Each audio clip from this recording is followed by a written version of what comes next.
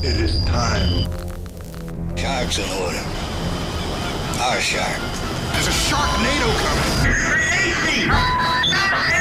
Dragon sharks? Are those sharks with laser beams attached to their heads? Welcome to the Sharks.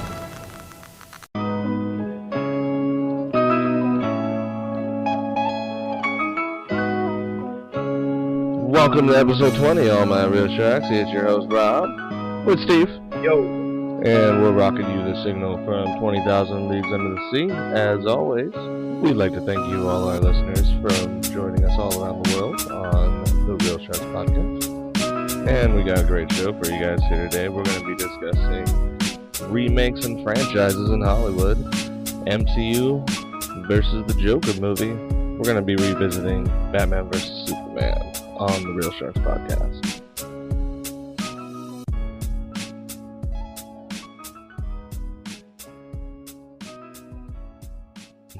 So, have you heard about the new Matrix movie? Yeah, Matrix 4 is coming out. I know, right? I actually read a little article about it today, and let me tell you, eek.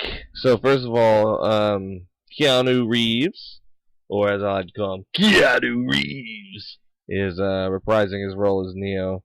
And Carrie-Anne Moss is reprising her role as Trinity. Yeah. So, it's done by the Wachowski sisters.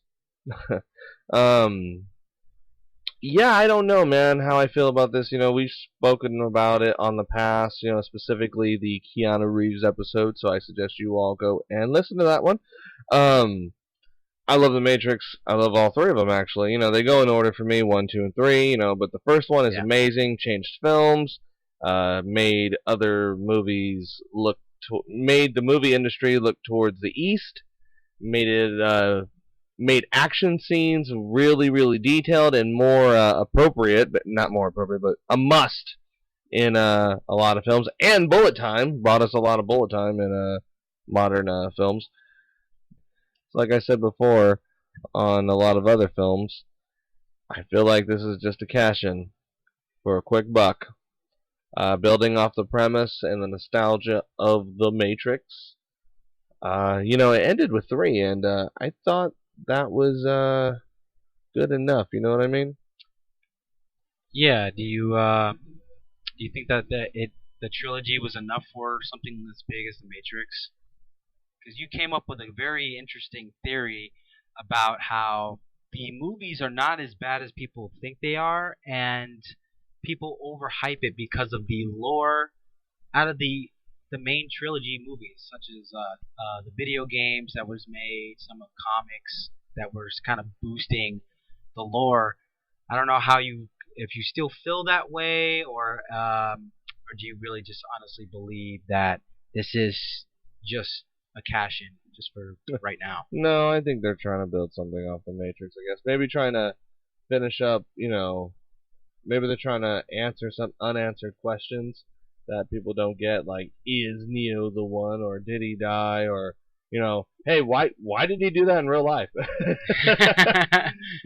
Or is there, as I like to put it, there's a Matrix within the Matrix, even the machines are plugged in? No, I don't know. Good Lord. But Well, what if that was the twist? What if that was the twist? So when the Matrix rebooted at the end of Revelations, it was just basically the computers within the computers rebooting Neo themselves? he realized then that, oh my god, I'm not only the one in this computer simulated world, I am the one in this one as well. So, but he died, I think right? that's what happened there. He did die. Yeah. But did he, Steve? And Oh. I think this is what we're going to see, is this whole idea of like, oh, but they're going to re-upload him to another body. It did work for this. It worked for Smith. Or he's only going to be able to exist in the Matrix. Sort of like an Oracle sort of thing going on. I don't know. What about Trinity? She's dead. I mean, she died. She did. It's an interesting thing, too, as you said about this cash grab thing. They only announced those two. They're like, no, Trinity and Neo are coming back. I think it is just a cash grab, because why now? Like, The Matrix Revolutions came out the same year in '03 as Reloaded. They both came out in the same year, I believe. And it's weird. It's how long ago were those films? If 2003 to 2019, I don't think really the film is going to come out in 2022, I believe. That's just such a big gap that I don't think anybody really is going to care. But do you think people just aren't going to care about The Matrix? I think so because it's too big of a gap, and we already, like you said, I believe that those are. I don't know the trilogy about that. was a bookend. I think The Matrix is personally too big to be ignored. It's like Star Wars. But do you want another Star Wars? No, I don't want either Star Wars or another Matrix. The biggest thing that I keep thinking about is how they're going to bring back Trinity and Neo. Because, I mean, they're both dead. They're in the outside world. Like I said, they're going to re-upload them, or they're only going to exist in The Matrix. You think so? I don't know. No, you know what? I know so. You think they're going to be like the new... the new... Or... Like the new people? You know, my other thought is maybe they're going to be like the Oracle? I mean, that's my only other thought. Yeah, but... oh, my God. He's going to be like, is the spoon actually really bending? Whoa! It's The Matrix 4. Right? Yeah. I don't know what they're going to do. So, with that being said, there's also new movies coming out, which another older film coming into light with Bad Boys 3. It's an interesting thing with Will Smith and Martin Lawrence reprising their roles in the film. Yeah, which one is this? The third one. This is gonna be number 3. Oh, okay. Well, why I love Martin Lawrence. I never liked him. Never liked Bad Boys. Never got it. Nope. Never cared for it. Didn't think it was even a good cop movie. I don't know. I just, Yeah, it is weird. I hear those, I think, I actually get those movies and Blue Streak for some reason mixed up, and I know people are gonna be like, "Oh, yeah," because I think they're both like kind of the same. I know that both of them have Martin Lawrence, and one doesn't have Will Smith, but one of them is about stealing the other one's about stealing a diamond. But I don't know. They just kind of both seem the same to me. I know that's how bad I think both of them are. I think I put them in the same realm of films. Yeah, sorry. You know, I saw the trailer and was not surprised and didn't even raise a shock value. It looked so bad, and like Martin Lawrence hasn't done a movie in God knows how long. Well, why are you dissing on Martin? I'm not dissing on, but it's been a while. Wild since Hogs is awesome. I love Wild Hogs. Oh my goodness! I'm not gonna deny you there, but I don't know. I don't think this is going to be at the same caliber as Bad Boys or Bad Boys 2. Because both of those were really good. I love the pun second intended with the caliber.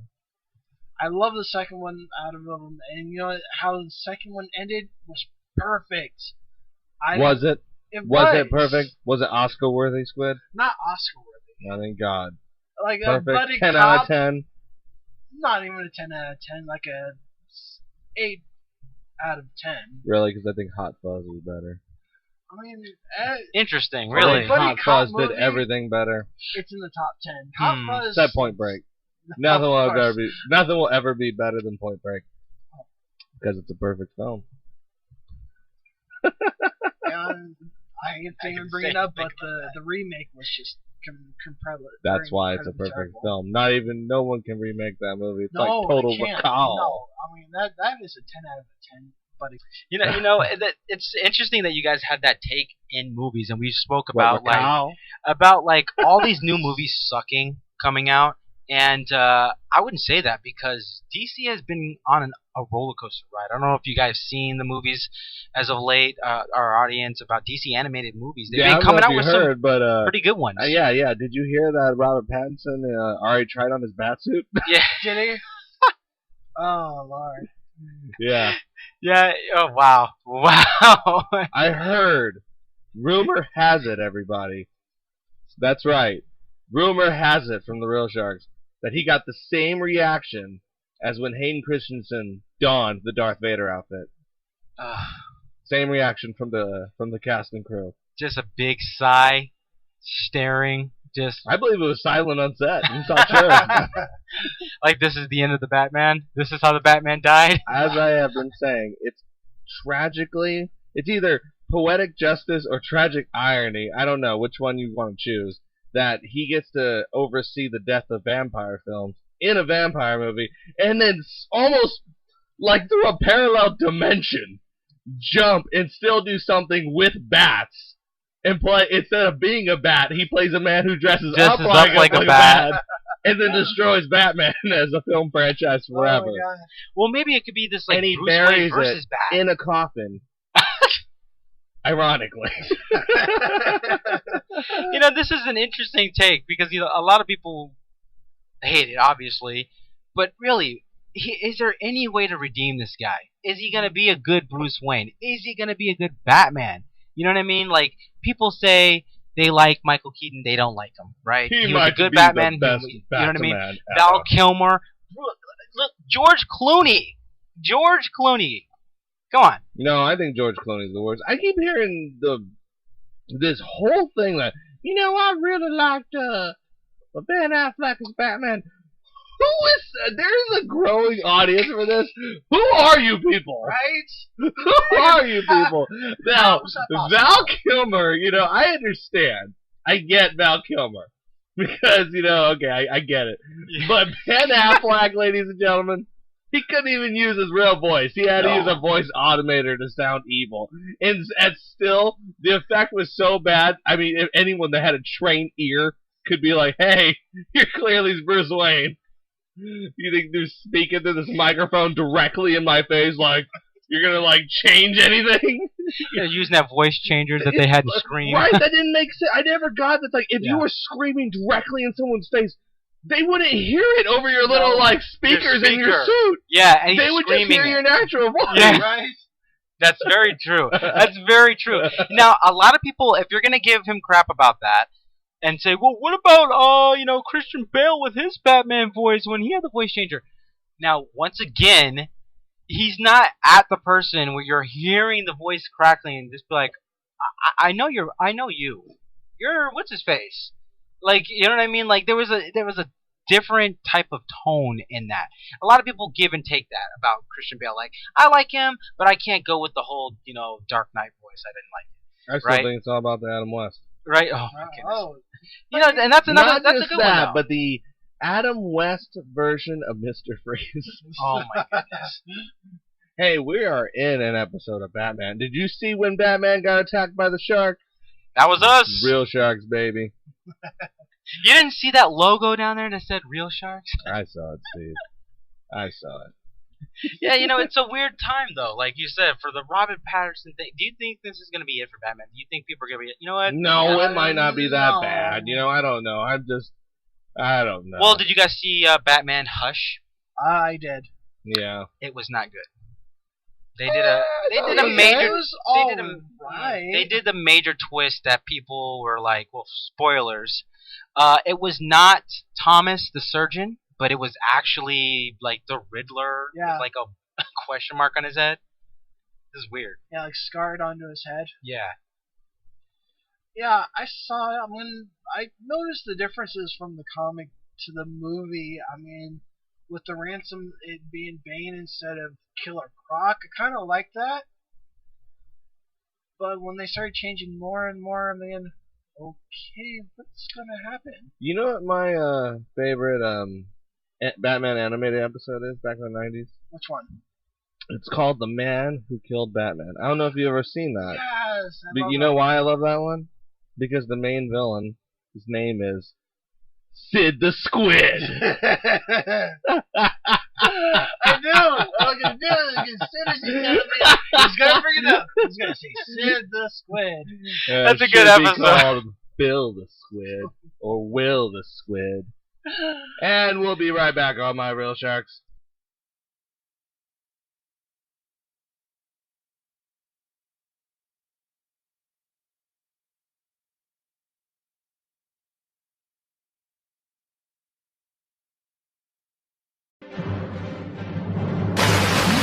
We watch as a gentle shark cuts through the water. But many people don't know is that the shark has another prey item. Film. cinema. Thus, you should listen to the Real Shock podcast on Anchor FM. Do you or someone you know struggle through life with anxiety-related mental disorders? Ever get that feeling that you are one of the few? I'm here to tell you that you are not alone. Take a journey with me as I talk about key points in my past and how they may have led to me being diagnosed with anxiety and panic disorder. After which, we will talk about different ways to tone down the anxiety and maybe even beat it together on anxiety. The easiest way to remember the name is by thinking about how one searches for a state of zen in the midst of the anxieties of life. My name is Gerald, and I'm the host of Anxiety.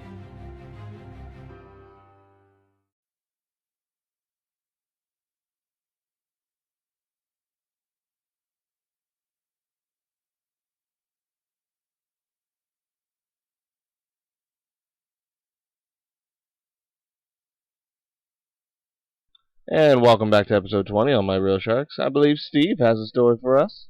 You know, guys, I'm kind of to say it again.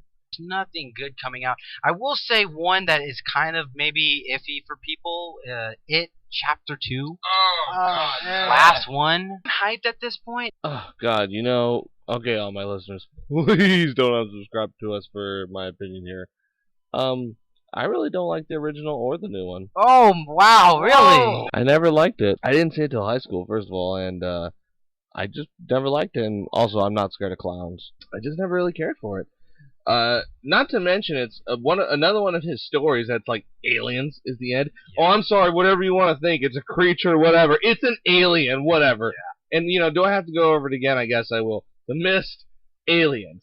Tommyknockers, aliens. Dreamcatcher, aliens. I'm pretty sure I'm missing one too. Maximum Overdrive, aliens. There's a lot of aliens in his stories. I'm sorry, there is. The Green Mile, aliens. I'm just kidding.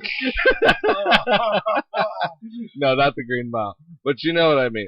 So I never really cared for it. I mean, don't get me wrong, I've seen it. I know who's in it. I know Seth Green is in it. I love Seth Green. Tim Curry. Yeah, Tim Murray's in. You know, I love Tim Murray too. I think he's great as Pennywise. I just never got the story. I just thought it was funny. I just thought it was more funny than anything. I never could take it that serious. I'm like, oh God, I get it. And you know, the whole but what I didn't get is the whole like idea of it at first was being about conquer your fears. You know, because everybody's fears are different, and that's what it seemed like the first movie was about. I'm talking about the original. First one was about, and then the second one just, you know, they're older, which I assume this is what the second one, the new one's going to be about, right. Of course. And they're going to go back and face it again, and I guarantee you it's going to be some kind of freaking alien this time too. It has to be.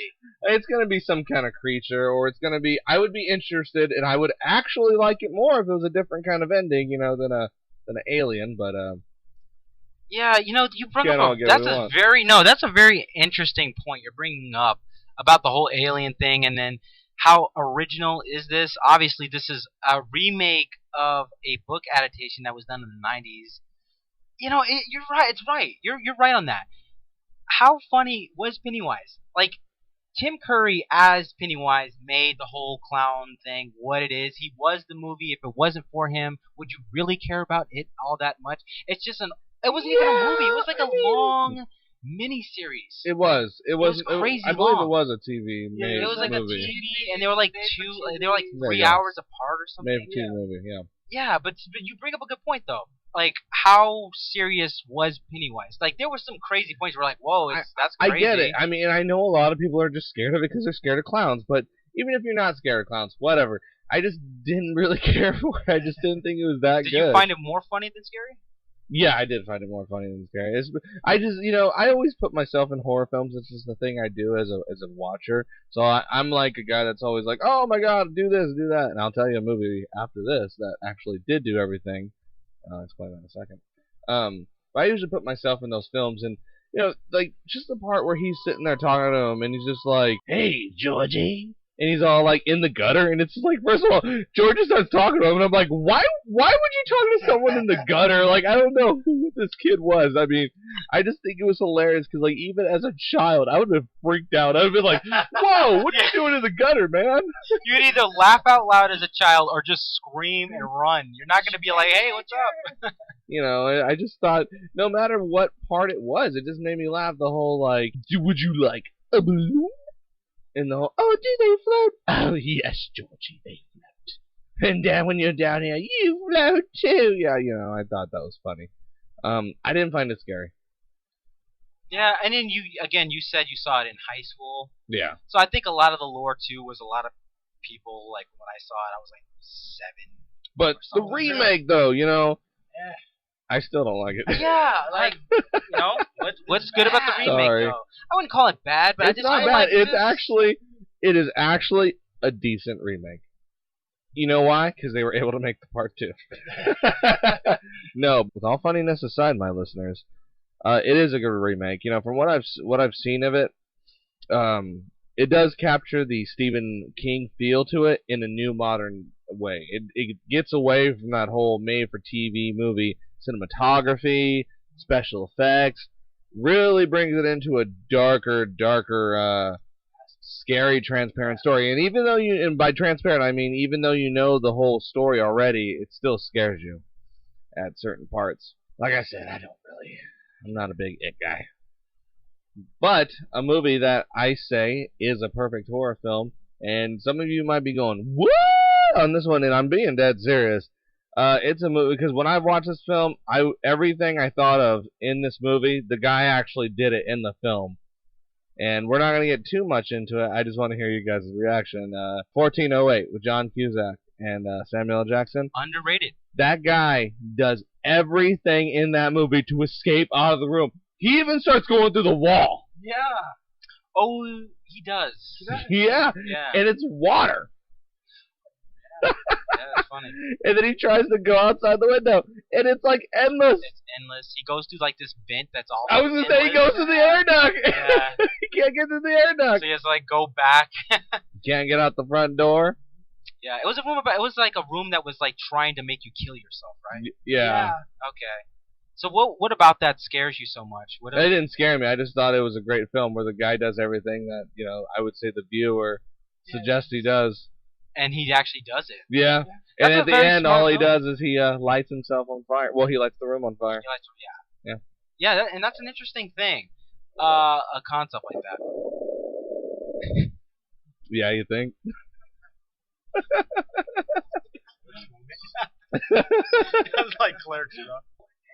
Like, I haven't thought about that movie in a long time. I you like know, that movie. And then Samuel Jackson's in it too, I forgot. Like, that's a very good movie, I'm actually. tired of this motherfucking room. Please tell me, I was going to say, please tell me he said that. No, Okay. I wish he did. I wish he did. Well, did he drop a motherfucker?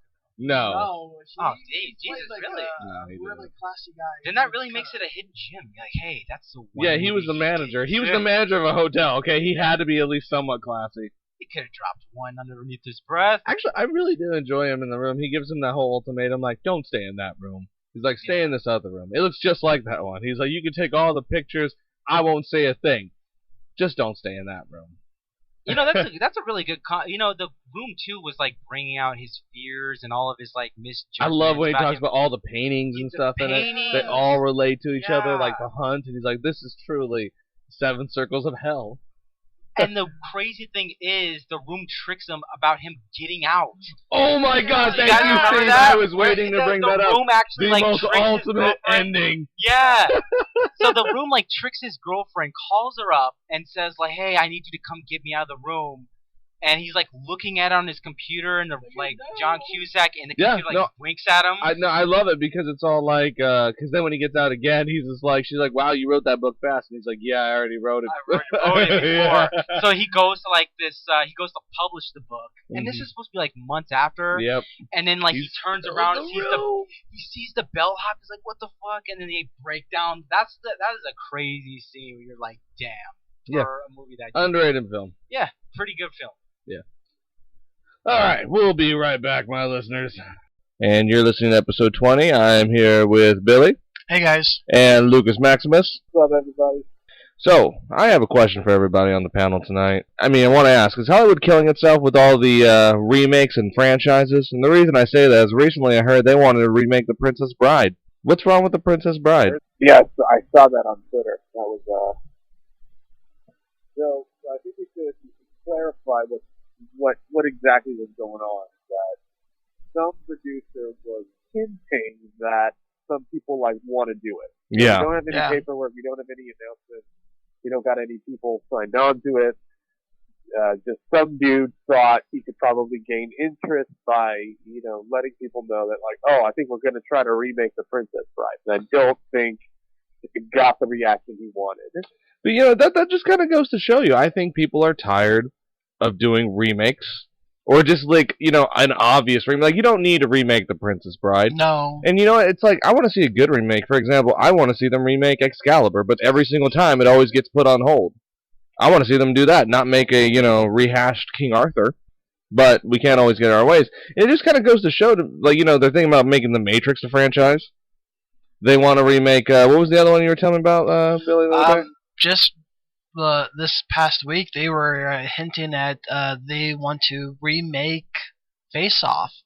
Why would you remake Face Off? I have no idea. It's a horrible film to begin with. Hey! I love Face Off. I think that movie is hilarious. If you're not even gonna do it with Nicolas Cage, don't even fucking bother. Right, or John Travolta. Yeah. Yeah. It was a stupid movie. It's a stupid movie. I like it. Yeah, I don't think Face Off gets enough credit for just how bad it is.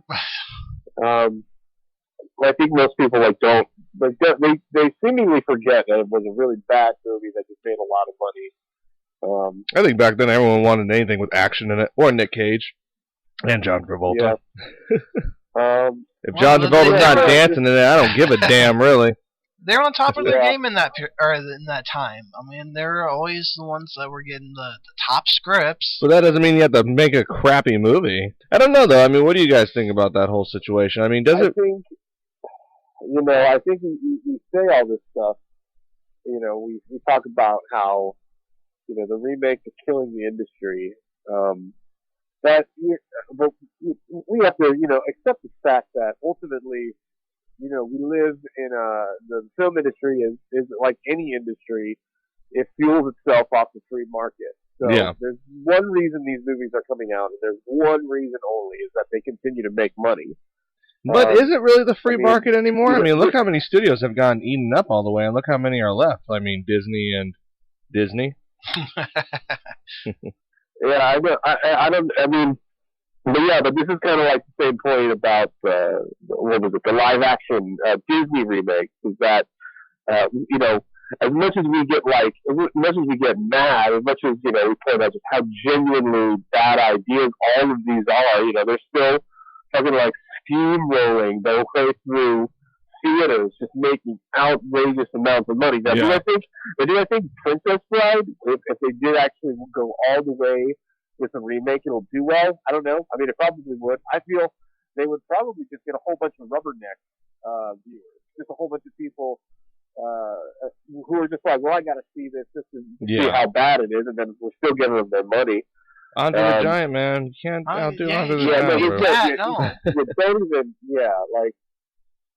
Who are you going to get to replace Andre the Giant in that movie? I would say there's literally no one in any entertainment medium right now that is as big as Andre the Giant. At most, you maybe you get the guy from Game of Thrones who was the Mountain. Mountain. What about the Big Show?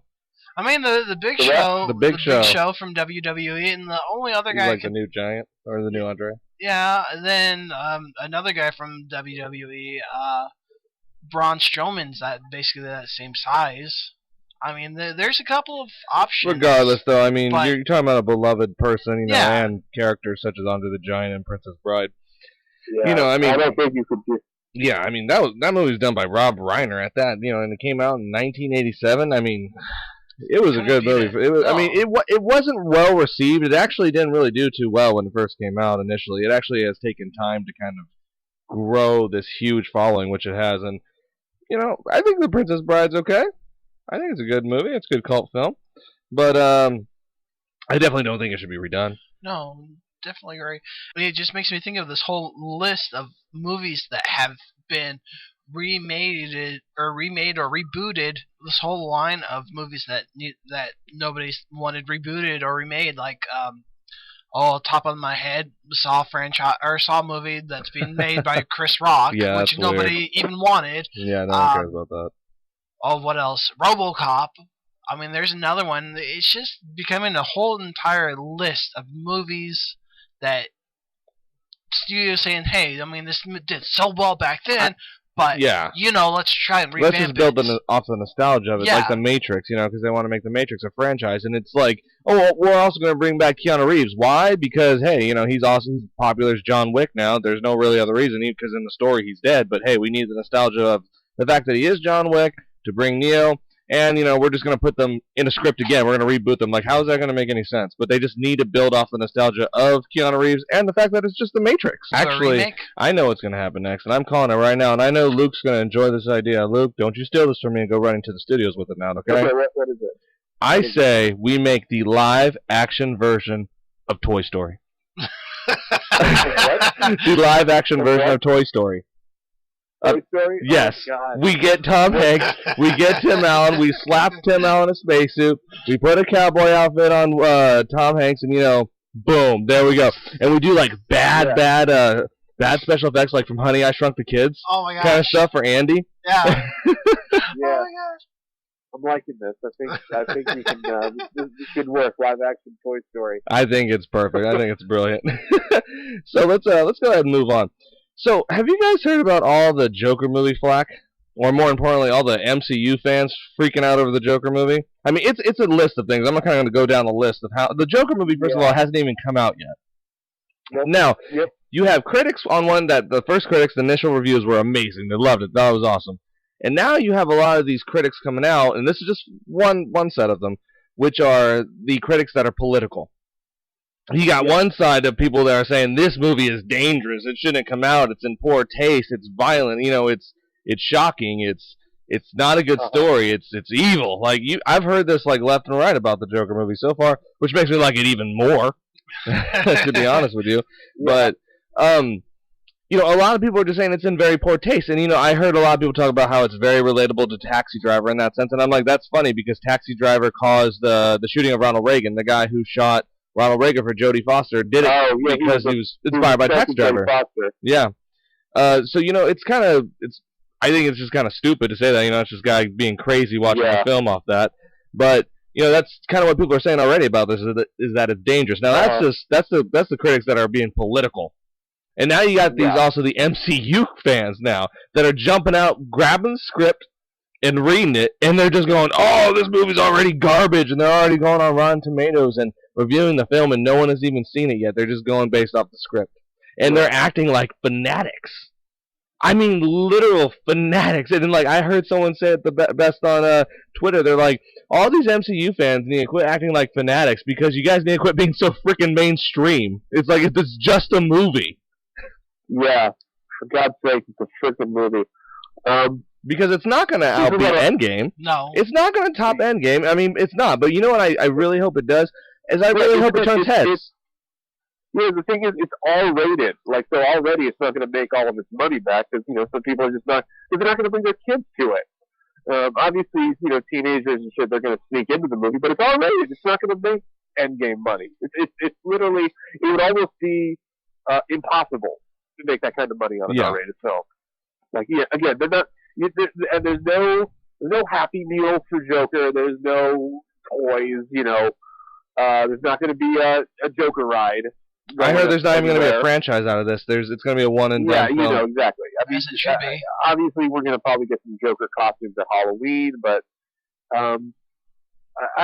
this is the thing that gets me. I especially am always I get super eye rolling when I see the people who first off, they haven't seen the movie. They don't know or all they know is the trailer. And they say they just go on these tirades of oh, this is going to stigmatizes mental illness again. This is glorifying incel culture. This is going to encourage school shooters. This is, and of course, all of this based off of just a trailer and what you think the movie is going to be about. So you're just casting all these aspersions on something you literally you don't know what it is. You're just you're basically just scared of your own shadow at that point. Yeah. You're choosing things to be mad at. Especially if you haven't seen the movie, that's what it is. You're just choosing to be mad at something. Like you're making things up to be mad at. Secondly, it's so weird that it is in this mode. And again, this is coming from like left wing people, and it's done with such a weird level of a lack of self awareness. When I think of the exact same people who would roll their eyes whenever these right wingers say, well, the solution to this isn't to ban guns. It's all these violent video games kids are watching these days. Right. That's what's causing all the violence and the school and the mass shootings. Whenever they say that, whenever a person says that, it's the video games causing the violence. You like, well, that's dumb. That's a stupid thing to say. Yeah. That's a stupid thing to say by a person who has nothing substantial to say. So, and then the flip side is that now people, liberal, progressive-minded people, are taking the movie that they know absolutely nothing about, and they're saying, this is causing or going to cause violence. And it's like, oh yeah, are you absolutely aware of what you're saying right now? It is the same type of Puritan hysteria that if it was done by that if a conservative was saying this stuff, you wouldn't even give them the time of day because you know that they were full of shit. So, again, I haven't seen the movie, so I can't really make my opinion on it. Exactly. Is the context of it in poor taste? I don't know because I haven't seen the movie. Yeah. But do I think that some crazy dude is going to see this movie and get inspired to commit acts of violence? I don't know. I would say that if a guy is at that point where this movie would make him go crazy and, blow up a high school, I think there were a couple of other things going on before the Joker movie came out. We talked about this on our last show, though, too. Is like this, well, one of our shows back in the day, the fake outrage that's everywhere. Recently, that new movie that came out about the Hunt, how all the conservatives were upset about that, but then that movie came out with the guy from Hercules. Yes. First you had the movie The Hunt that they were all upset about because it was about killing deplorables, even though it painted them in a good nature. And then that movie Ken Sorbo comes out called Reliant, where it's about killing Antifa, and then that's okay. Like, what sense does that make? It was actually shot a while ago, but they just added this whole Antifa premise. It's actually just about the world gone crazy. It's about this, a riot, and then basically how guns save people. All the good people have guns. Was it the idea of the movie is that the U.S. bans guns, and so Kevin Sorbo's family is like the only holdouts with guns. Yeah. And so that means that they save the day. Yes. Well, they get hunted by people too. That I remember from the trailer. That's the Hunt. This is the Reliant. But yeah, that's the whole premise of this film, dude. Is they're the only good people with guns, which is hilarious to me. Yeah, it's. We should probably. Maybe at some point we'll watch the movie and we'll talk about it because that's one of those where, again, you kind of wonder what reality do these people live in? That's what I'm saying. It's got to be such a fascinating world that in their headspace, yep, this is exactly what would happen. Like killing us in a hunt is bad, but killing Antifa people, that's perfectly acceptable. Yeah, no, exactly. I don't get it. I just don't get it at all. It's kind of funny though. This is a Christian faith-based movie, and they're talking about something to do with church and state. It's really funny too because why can't we go back to the whole ultimate gift movies, huh? Why can't we go to that stuff? Why do we have to go to this kind of stuff now? It's really funny because I remember back in the day when Christian faith-based movies were not about all this kind of crazy stuff. Now they're about the Trump prophecy and Reliant. Yeah, it's interesting. Those movies kind of taken a step back from what they were truly about. They were all films family-based. Yeah. Christian morals and everything, and now they go this way with it. You guys know that church and state don't mix together. That doesn't matter, but the whole point of this, I think, is what's funny. And I don't know if you remember that film that came out, Luke, called Thaw. Do you remember that film with Val Kilmer? What's it called? Val Kilmer? It's Thaw. It's called Thaw. But basically, the whole movie is Val Kilmer is an eco-terrorist, basically hell-bent on proving that climate change is real. And so he's stopping at nothing but to, make sure that this whole idea is real. But the whole movie is an attempt to disprove climate change. No outrage there. Yes, no outrage when that movie came out. I don't think I've ever heard of this movie. Yeah. When did this movie come out? 2009. Sci-fi thriller movie. Yeah. Well, if that's the case, then that probably sounds like it's direct to DVD. And obviously, you really can't. I'm pretty sure. I would say you could necessarily, put too much thought into all these. Same thing with the Kevin Sorbo movie. If there wasn't the Antifa, there wasn't all the rival people sharing it, being can you believe this shit? It probably would it would make $2 at the theater, and then that would be it. It's just interesting to me how the film industry is starting to really reflect the times we live in. I get a lot of people asking me what do you think what's your favorite horror film that's come out this year? And I said, why? They're all pretty much the same. And everyone's like, what do you mean? I'm like, every horror film nowadays is all about the enemy is us inside. Almost every film that's come out that's a horror film that's not an animal-based film is all about, and those are kind of reflection too of how we can't control nature. But anyway, the other films though are about us. It's always it's the killers are literally us from either a parallel world or some kind of weird, just whatever. It's always us. It's always the people, the evil ones are us killing each other. That's all it is. Yeah. That's all horror films have been lately. It's funny that you brought that up because I've thought about it, and the only good horror movie I've seen or that was decent enough was Midsummer, and that movie I still haven't seen that film. It was pretty good. I liked it. I thought it was fantastically made from start to finish. I was at the edge of my seat, wondering what was going to happen next. Did you see that film, Luke? Midsummer? Yeah. No, not yet. I've heard about it. Yeah, I have not seen it either. I thought it was real good though. Yeah, I watched that. I definitely liked it. It was one of the only few movies that I've liked so far that came out this year. I also wanted to touch base on the whole Batman versus Superman controversy. Me and Luke have touched on this, but we've never really kind of gone on the record here really kind of stating what our real opinion is on it. But I found this article which was really interesting. And there was this point in there. It's only one point I'm going to focus on in this article. But it's because we just talked about how the Joker movie, and all the MCU fans freaking out about it. Now we're going to do some and trope on DC a little bit. All the DC fans.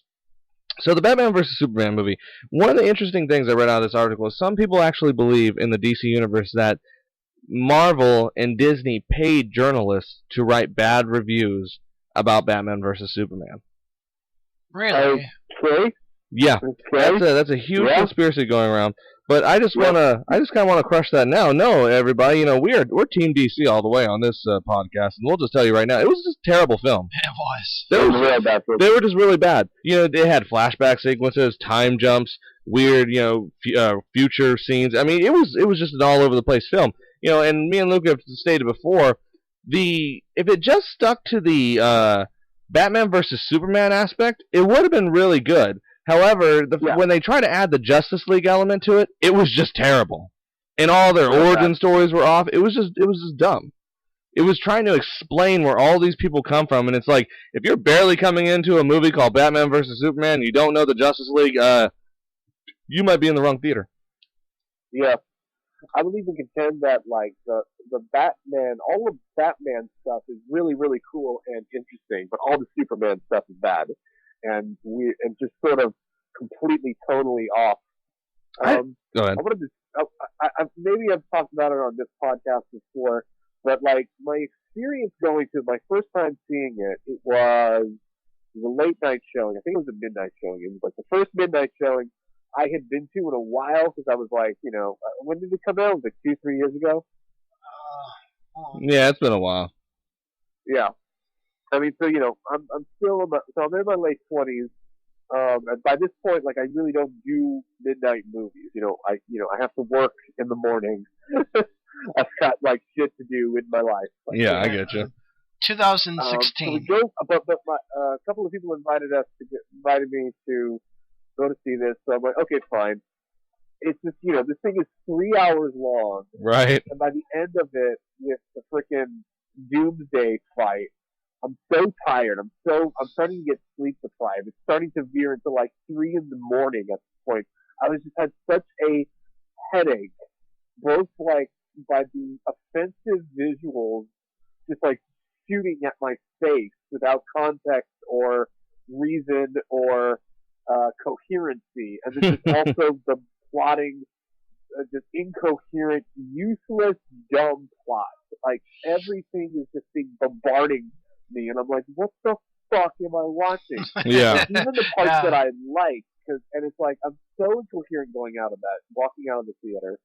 You know, I'm still just kind of like, you know, there's stuff that I like, and at that point I'm like, oh, maybe I mixed on this, and then the next morning I'm just like, what the fuck did I just watch? Right. All of this was and worse still, it's one of those things where I feel people have wanted to see this movie for not just the 30 years since that first Superman, the most famous Superman vs. Batman Since fight. I Am Legend. Remember the I Am Legend drop? Yeah, well, no, I mean even before that. I mean, like when Frank Miller wrote The Dark Knight Returns, he wrote one of the best Batman vs. Superman fights in comic book history. But even before that, I feel that like maybe in the 70s, when Batman and Superman were at the height of their popularity, everybody was always like, you know, oh, what if those two, who would win in a fight? Like this was maybe the most anticipated comic book event before, like even more so than the Avengers, something like that. And the fact that like Zack Snyder could not just keep it simple, it's just a Superman versus Batman fight. The fight was about 8 minutes and 3 hours worth of movie, just nonstop. You know, eventually all the action scenes became boring. There was a weird, there was a whole dystopian time jump. Yeah. Like, why did that need to be there? Why was that even in there? Why does Lex Luthor know who Superman is, Clark Kent, and Batman at the same time? Yet, you know, this is like, how does that even make sense? Why would he even care? Why does Lex Luthor do anything he does in the movie? It's just so... Well, I found this out, actually, inside scoop on this one. He was actually supposed to play the Riddler. They actually had him, he was actually meant to play the Riddler, and when he actually showed up to do the movie, they actually told him he was doing Lex Luthor, and he said, I'm not changing my my character. Really? He's not changing anything. Yeah. Wow. I do, that might have been wrong, because I do remember there was a rumor that one of the original drafts there was a version of the script that had both Lex Luthor and the Joker, and so I think, you know, down the line they decided to remove the Joker just for time reasons or something. And I hear that there's perhaps some truth to that rumor, just because some of what Lex Luthor does, like it jumps between him being like a Lex Luthor character, and there's some stuff that just feels not like Joker. not like him, or the Riddler, you mean? Yeah, or exactly. Yeah, it's at some point they had like two villains, and they just sort of combined it, and then that made a character that is wholly inconsistent with anything resembling something interesting. Yeah, I didn't understand why he cared that, you know, like when he's like, oh, I brought Clark Kent and Bruce Wayne together, and he's like, how do you know that Clark Kent is Superman? Like, if you don't know he's Superman, you don't care about Clark Kent at all. Lex Luthor never gives two shits about he didn't. Clark Kent. And also, and finally, again, one of the key things is like how Lex Luthor, like the machinations Lex Luthor does to get Superman and Batman to fight is completely contrived and doesn't really make any sense. No, it didn't. Even though, like, at the very beginning of the movie, you know, you have that scene with Bruce Wayne, he's driving around, he sees Superman, like, destroy a city and all the collateral damage, and then, like, Batman gets kind of like, ugh, and like, okay, that's actually, okay, that's it. You have the motivation for them to fight, like, Batman thinks Superman is maybe destroying things, you know, maybe he's too reckless with his powers, and then maybe that butts heads. Maybe that's interesting, but then they don't follow up with that, or do anything interesting with that. And then also there's just the fact that throughout the whole dang movie, like, Superman is just so dour. He's so like meh. Yeah. He doesn't like he looks like he just absolutely hates being Superman. Yeah, And Henry Cavill, everybody, yeah. like in the film, hates Superman being around. And then at the end of the movie, Batman's like, "Oh, he was a hero to us all. He inspired us." Like, did he? Because it sounds like everybody just fucking hated each other. My problem with that movie, the whole thing is, and you know, I know a lot of people that love Superman that love that film, and you know why? Because it makes Superman look amazing, and it makes Batman look like crap. Let me get into this. First of all, I love how kryptonite is such a rare mineral, and we're gonna get real geekish on everyone for a second. Kryptonite is such a rare mineral, yet they find just this huge chunk of it right there in the ocean. And Not just that, but Batman makes a freaking machine gun out of it. Right. And he is blasting Superman with this stuff, man. And Superman is just taking it, just like, ah. And I was like, okay, he would be dead with that much kryptonite. Because the whole premise in the original story by Frank Miller was it was a powder that he inhales and it makes him super sick. But, you know, there was not just that. There was the whole Batman shooting guns that bothered me. Now, a lot of people were like, "Oh, I like that." I don't like that, and I'm gonna get kind of to both sides here. I don't like that because I think if Batman kills and Batman does it, he's no better than the criminals he chases. Like he's just there's no justice there. He's just doing, you know, eye for an eye. There's no justice to me in that. It just makes him no better than the villains. However, if you're gonna go that route, you gotta have some justification for why Batman goes rogue, and they never clarified that. Not once in that film. And the only thing you see of that is the hint. And I know some people that are hardcore fans was like, that was the moment. That was when they said. They didn't say it out loud, and all they had to do was insert this line of dialogue. You know, Alfred, ever since the Joker killed Robin, I had to let go. I had to become a loose cannon. I had, you know, something to say why Batman's killing now. He just starts killing.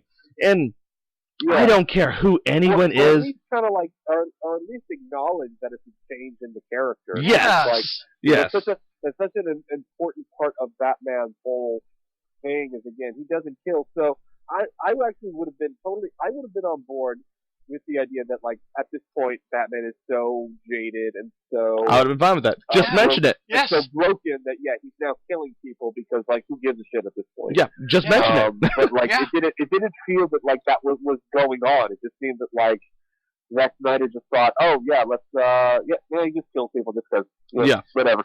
But, you know, I really didn't like that whole aspect. Not to mention, Ben Affleck, he was a terrible Joker. I mean, terrible Joker. He was a terrible Batman. Now, I don't think he was a bad Batman. I think the things they gave him to make him Batman were terrible. The whole voice changer, everyone's like, oh, I love that. I thought it was stupid because, as I've said in my previous episodes, you would be able to totally tell it was Bruce Wayne if he was screaming at your face because you wouldn't be able to hear the speakers behind him. So yelling with that voice modulator is totally irrelevant. Because if you're super up close with someone like, wait, you talk to me, they're just going to hear your normal voice. Yes, yes, exactly. Like, there's not going to be anything. It would be like going right up to somebody and screaming in a microphone. You're not going to hear over the speakers behind you. You're going to hear his voice in the mic. Like, Bruce? Is that you? It was just so cliche and dumb, and you know, after that, it was just dumb. I thought everything that was with Zod too was just horrendous. Turning him into Doomsday, that was awful. And I just, as I said before, I think Zack Snyder had all the material in the world, and he was like, you know what? I like that part from Superman Doomsday, but I also like that part from Superman Kingdom Come, but I'm going to take this part and just kind of throw it all up in there, catch it all together, and say, here's the fucking movie for you all. Because it was literally like, he just borrowed all these scenes from stuff we've already seen with no interpretation of his own for anything. Yes. And it was almost, like, I say, it was literally regurgitated DC material. Yes. That's what Batman versus Superman was. You just hit it on the head right there. But I think, it's been, DC has had this, I would say that, like, overall, the only problem DC's ever had was that their whole thing was trying to get to, basically just trying to copy Marvel, but not doing it as well. I think DC has had a couple of really good. I think between Aquaman was decent, Wonder Woman was pretty good. Shazam was good. Shazam was okay. Seemingly, Joker will be pretty solid. I mean, it's been getting a lot of reviews. So I think it's such a weird thing that there's this, DC versus Marvel thing, just because I feel that they're doing very, very different things. But I think you can't deny that DC has objectively fell behind Marvel. I mean, that's just. I mean, if you look at the sheer amount of movies Marvel has been able to get out the gate, and just the mere fact that DC was trying to copy their business model, creating a franchise, doing a shared universe, and it's so. And again, it very clearly failed. I would say, even though Justice, like by any measurement, Justice League, I mean, Warner Brothers said itself, the movie disappointed at the box office. This is and again, this is supposed to be the Justice League. This is the 18th. This is the marquee event of whatever. Fell flat on its ass. And Batman and Superman too. Batman and Superman, the same thing. Both objectively disappointed at the box office by Warner Brothers' own standards. Again, I mean, and of course, both of course got very bad reviews, and that's up to opinion. That's a subjective thing. But you can't deny the numbers. No, you can't. And I have to agree with you on a lot of things. Both movies severely disappointed, and neither did as good as any comparable Marvel movie. No. Money doesn't mean everything. Reviews don't mean anything. But if you just look at the fact that DC was trying to be Marvel, and they didn't get there. That's just a fact. And DC is doing its own thing. I think they're on a good track. No, I did. I want to get into that right now. I actually want to say a couple things about what you said. I think DC has fallen behind in a lot of ways, but I think though DC has learned, and I think this Joker movie is a prime example of what they have learned. And I hope I hope someone in DC is listening to this podcast, because I have a message for you guys. Your audience has never been young, youthful people. It's always been adults right now that have always loved DC, and I think they've learned that with first their animated films, because they had a lot of adults that would watch the animated films, and a lot of people loved them. And the more they pushed on the animated films with the gore, with the blood, and the more adult themes, they did a lot better. But when it came to the movies, they were still trying to do, as you were saying, trying to be like Marvel, still trying to put kids in the seat, still trying to advertise to that whole youth base. I think though they're really starting to learn, because I think that what Marvel fans don't understand, and why they hate DC so much, because when a DC movie comes out that is actually good, they freak out, and people are like, oh, this is one of the greatest films of all time, as The Dark Knight still being number one over Endgame, might I add. They freak out because it's you know what? Because DC is more mature, guys. Marvel is for kids. I hate to say this. I know we're both talking about comic films, and I know that sounds funny, but ultimately, DC is more mature. DC has a lot more mature themes. DC has a lot more adult themes that deal with more complex stories.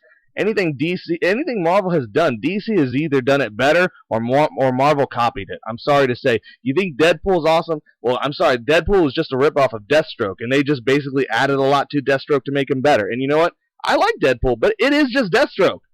I mean, you can't deny that, but you are right that Marvel does do better at the numbers, but I think DC just kills at the stories. And I don't think Marvel will ever take that away, no matter how many Avenger Endgames they do, no matter how many Marvel movies they do. They'll never capture stories. That's why I think when DC does a good story like the Joker movie, it turns heads. Everyone's going to be like, Endgame might get the money, but at the end of the year, I think people are going to say, Endgame what? Oh, it was all about that Joker movie. I hope that's the case. I got my fingers crossed on that, but you're hitting on the nail again. I mean, bringing up points that I was going to bring up, but that's what I love about DC more than Marvel, is how they can put their story into the movie.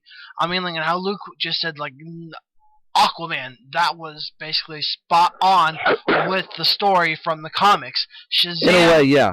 Shazam was too. Shazam was Shazam.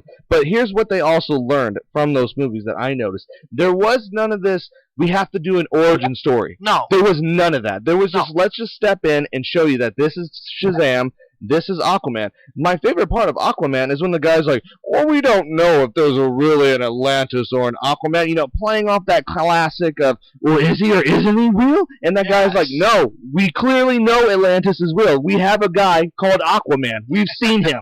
And it's like, thank you. Finally, you acknowledge the character already exists. There's no reason to go in there going, who is he? Who is Aquaman? It's like, they showed that for 15 minutes of the film. It pushed the story. It drove the story as it needed to. And it was a decent film. It was one of DC's better films, I think. Same thing. They did the same thing with Wonder Woman. They let the origin story press the action. They let it press the story, and it did better. But when they do backed, like, Batman versus Superman, and we gotta see the gun put to, Bruce Wayne's mother's neck and then blown off to show some more dramatic pearls falling on the ground. I didn't need that. No. I didn't care to see that. It's the same thing with Spider-Man. It's like, I don't need to see Uncle Ben die again. You've seen it once, you've seen it it's 1,000 yes, times. it's like, if you want to go back and recreate that franchise, then recreate another story. Stop doing the origin stories. And that's what I think DC has finally learned to stop doing. I think you bring up good points. I think DC is, or DC shines is when they try to just, again, when they clearly just focus on just telling the stories of the characters, and they're not obsessed with their shared universe mythology. I think there have been some, again, the Aquaman, did something I think genuinely very different, with Atlantis. And I think Wonder Woman, I was mixed with Wonder Woman, but the idea of a World War I movie with a superhero, that felt genuinely different. Even, Captain America. I mean, they basically just kind of took the Princess Diana story and just changed it a little bit to make it fit World War I. That was all they really did. But yeah, I know. Yeah.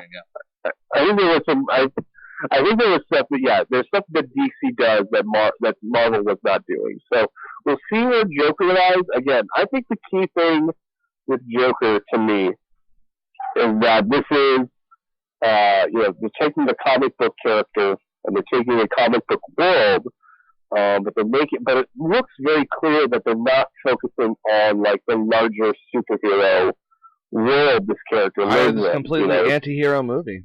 Completely anti-hero. Yeah, it doesn't seem to have any real direction. I could be wrong, but it doesn't look to have a lot of special effects, a lot of big action set pieces, and it looks like it's genuinely trying to be some sort of crime thriller with a character everybody's very, very familiar with. So I'm interested to see what they do with that. Like, I'm curious if the whole point is just that you could take this movie of the Joker and then going in without any preconceived knowledge, you probably wouldn't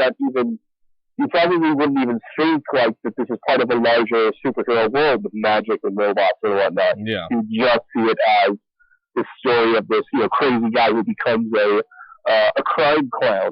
So I agree. But we'll see. And you guys have anything else? Good. Yeah, I was good. It would be funny if this movie, if the Joker was like just okay, and at the end of all of everyone's hype and anger and shit, it's just like, oh, that was the thing we were all mad about. Yeah. Can we move on with our lives, please? Right. Yeah. But I'm just looking at something that's kind of interesting and funny is, Joker is basically going to end the era for comic book movies. But when we get into 2020, Birds of Prey, the next DC movie, actually comes out in February. So, that's going to be the first comic book movie that comes out in the new year. After the Joker? Yeah, after the Joker. So DC, they well, hopefully they have some momentum going after the Joker movie. That's what I'm saying. Hopefully they got that momentum that leads into that. I truly think DC will capture the comic world again. I think just give it time, because I'm already hearing people talk about how they're tired of all the Marvel movies being pumped out. I've already heard that a few times. Like, I've heard people say, I'm getting tired, they're all the same. And I'm like, they kind of all are the same. You guys are finally seeing it. Yeah. But, yeah, that's actually going to be this episode of the Real Sharks Podcast. I'm your host, Rob, with Lucas Maximus. Have a good night, everybody. And the Squid. We'll see you guys next time. And we'll catch you guys later.